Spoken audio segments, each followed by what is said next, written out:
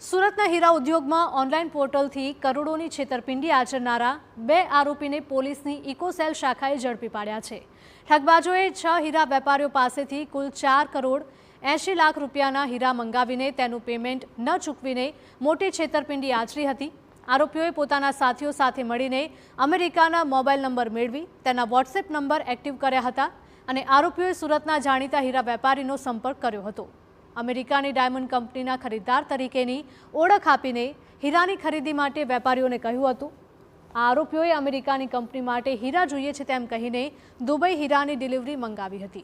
આરોપીઓએ હીરાના પેમેન્ટનો 7 દિવસનો વાયદો આપ્યો હતો, પરંતુ હીરા મળ્યા બાદ ઠગબાજોએ પેમેન્ટ ચૂકવણું કર્યું ન હતું અને પોતાના ફોન પણ બંધ કરી દીધા હતા। પોલીસે હાલ 2 આરોપીને ઝડપીને અન્ય આરોપીઓની શોધખોળ હાથ ધરી છે।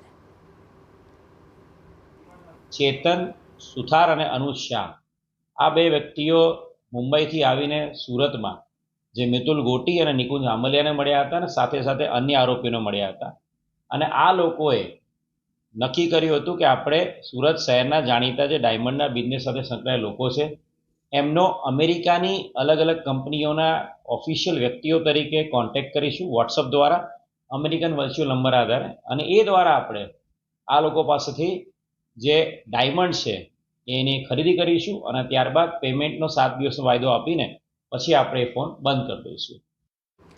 કહેવત છે